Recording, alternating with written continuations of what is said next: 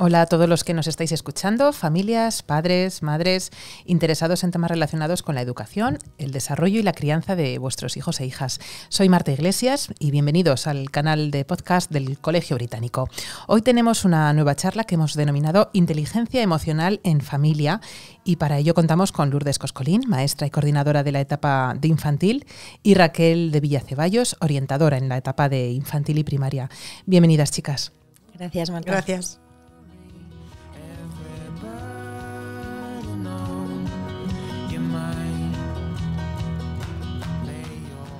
Las emociones, y más concretamente la adecuada gestión de estas, es algo que está presente en nuestra vida diaria y en todos los entornos en los que nos relacionamos.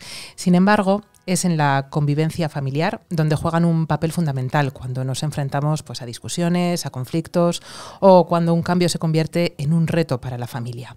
Por ello, la inteligencia emocional cobra una especial importancia en la educación de nuestros hijos y no solo en el entorno escolar, sino también en nuestras casas.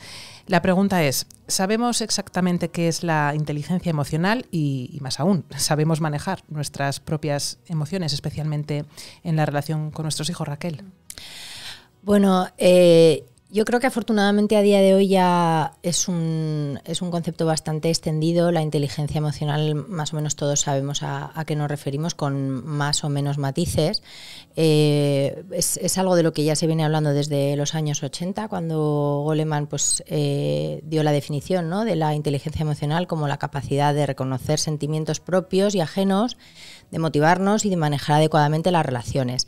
Esto, dicho en otras palabras, sería tener esa conciencia emocional, de identificar, de reconocer emociones, tener un vocabulario emocional que nos permita expresarnos, que todo ello nos permita también autorregularnos, controlarlas, gestionarlas y que al mismo tiempo nos pueda facilitar la motivación, ¿no? Nos pueda impulsar a ella, porque hay una estrecha relación entre la motivación y las emociones.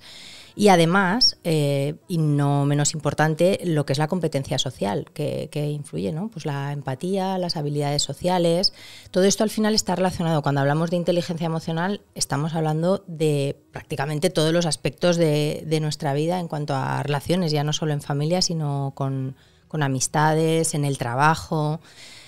Por eso también es algo que ha generado tanto interés, ¿no? Porque muchas personas de éxito se está viendo que lo son más por las habilidades y la competencia emocional que tienen, más que a lo mejor por ámbito académico o porque laboralmente hayan destacado, sino porque tienen muy buenas habilidades. Cuando te preguntas, ¿no?, ¿sabemos manejar nuestras emociones? Yo creo que ahora estamos en un momento en que sabemos mucha teoría de cómo manejarlas y qué emociones hay, ponerles nombre.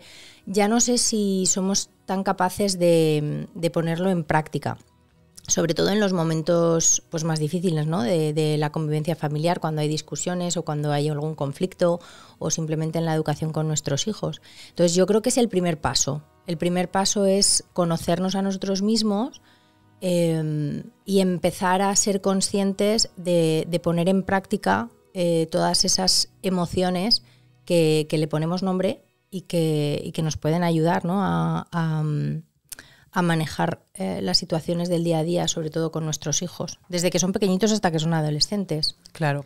Y Lourdes, ¿cómo podemos ser sensibles a las emociones de nuestros hijos y acompañarles a medida que van pasando por las diferentes etapas del desarrollo? Bueno, como bien dice Raquel, yo creo que estamos en un momento en el que las familias, tutores, padres, somos más conscientes de que es necesario, ¿no?, ser modelo de nuestros hijos para que puedan entender las emociones. No podemos ocultarles cómo nosotros nos sentimos y luego... Y como hacían nuestros padres, yo creo, en general, en nuestra generación, se ocultaban mucho más los sentimientos hacia los hijos, ¿no?, que ahora igual. Entonces, si nosotros les ocultamos cómo estamos, pero incluso cuando estamos cansados, es que no nos atrevemos ni a decirles estamos cansados, ellos no van a aprender, ¿no? Somos modelo para todo, lo hemos dicho siempre que hablamos de estos temitas, ¿no? Somos su modelo y para ello necesitamos reflejar lo que sentimos. Es muy importante que le demos importancia a lo que ellos sienten, ¿no? No decirles, Venga, no pasa que no nada. pasa nada. Nos pasa mucho cuando son pequeños y se caen, ¿no? Esa es la frase. Y vienen y te dicen, no pasa nada. Cuando un peque te dice, no pasa nada, es que en un momento dado se ha caído y tú no le has validado el hecho de que se haya hecho daño. Se ha hecho daño, sí ha pasado algo, ¿no? Sí, y como decías hace un momento, validarnos también a nosotros mismos, que es la pregunta anterior, que lo hacemos con nosotros mismos, estamos cansados y somos capaces de darnos cuenta de que estamos cansados y de expresar estoy cansado o estoy triste o he tenido un mal día en el trabajo. Sí, que también es importante que ellos lo vean, ¿no? Que nosotros Exacto. también lo hablamos con naturalidad. Claro, es lo que estábamos hablando, ¿no? No es solo que vean en ellos mismos lo que sienten, es que tienen que ser capaces de reconocerlo en nosotros. Entonces, para eso tenemos que hacerles ver que nosotros también estamos tristes, que estamos cansados, que estamos alegres, que lloramos y explicarles el por qué. Pero es que eso es muy típico, lo de no quiero que mis hijos me vean llorar. No sé por qué tenemos esa cultura de ocultar ese sentimiento. Yo creo que estamos en un momento en esta sociedad que queremos que no sufran, ¿no? Y el hecho de llorar refleja sufrimiento. O eso pensamos, que refleja sufrimiento, porque ese es otro punto. Puede reflejar alegría. Una Exacto. alegría inmensa puede hacerte llorar, ¿no? Entonces, e incluso más allá, reflejar un lloro puede reflejar tristeza, pero no tenemos por qué etiquetar esa tristeza como algo negativo, sino es como parte de la vida. Es una manera de soltar lastre también, llorar. Exacto. Y ayudar a relajar. Sí, ¿no? normalizar la expresión de los sentimientos, ponerles nombre. Entonces sí, es lo que hablamos, ¿no? Si estamos buscando constantemente sobreprotegerles, que no sufran, que tengan siempre lo que quieren, en el momento que pasa algo no saben cómo gestionarlo. Sea bueno o sea malo, porque hay veces que son cosas buenas que tampoco saben cómo gestionarlas, ¿no? Entonces tenemos que ayudarles a expresar con palabras qué es lo que están sintiendo, qué es lo que está pasando. Con los chiquititos les podríamos dar imágenes. En clase tenemos imágenes de niños contentos, niños tristes, niños que se han caído, qué pasa. Lo incorporáis mucho vosotros en infantil, todo ese tema de las emociones. Entonces, en casa también tenemos que hacer lo mismo y no tenemos que, sobre todo, olvidarnos de la frase no pasa nada, porque la tenemos ahí marcada a fuego, porque sí pasa. Y además no sabemos qué es, porque como no les dejamos que nos lo cuenten, porque lo primero que hacemos es no pasa nada, no llores, no pasa nada. No es para tanto, venga, que no. Entonces validan el hecho ese de que no pasa nada, me caigo y no pasa nada, lloro pero no puedo porque no pasa nada. Ya. Entonces tenemos que ayudarles, ¿no? Y lo que decimos, dar ejemplo. Sí. Y otra duda, Raquel, ¿cómo podemos crear un ambiente familiar que promueva, pues eso, ¿no? La expresión, la comunicación de los sentimientos? Bueno, pues yo sobre todo recomendaría empezar cuanto antes mejor. Nunca es tarde porque siempre se pueden crear momentos de diálogo y de comunicación en familia, pero sí que es verdad que si lo hacemos desde pequeñitos creando esa rutina, pues va a ser más sencillo mantenerla. Por ejemplo, ¿cómo podemos hacerlo? Pues en una comida, en una cena, en una tarde de domingo, todos los días al momento de meternos en la cama, es decir, buscar de manera consciente un ratito en el que podamos abrir el diálogo con nuestros hijos y contarnos qué es lo que ha pasado en el día, cómo nos hemos sentido. Lo que está comentando Lourdes, podemos empezar a crear un vocabulario emocional. Ellos en el cole lo trabajan con imágenes, nosotros desde casa podemos empezar con las emociones más básicas. Eso es interesante entonces para que ellos te cuenten más cosas, porque hay veces que les preguntas y nada, no te quieren contar lo que les pasa o cómo se siente, ¿no? Es importante ese, ¿no? El dar ejemplo y tú contar cómo te sientes para que ellos luego tengan ya esa confianza.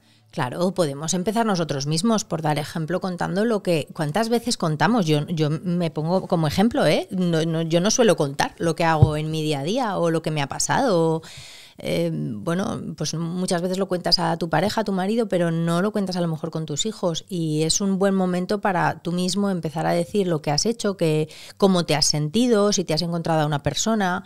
Se pueden a lo mejor buscar actividades o estrategias que ayuden, ¿no? A esto. Pues por ejemplo, con los más pequeños podemos montar un diario.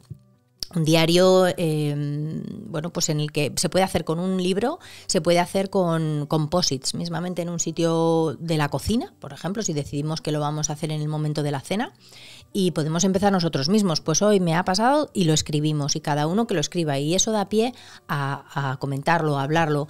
Bueno, pues al final es una manera de, o incluso crear cartas con las emociones y que cada uno elija ese día la carta de cómo se ha sentido y que explique el por qué.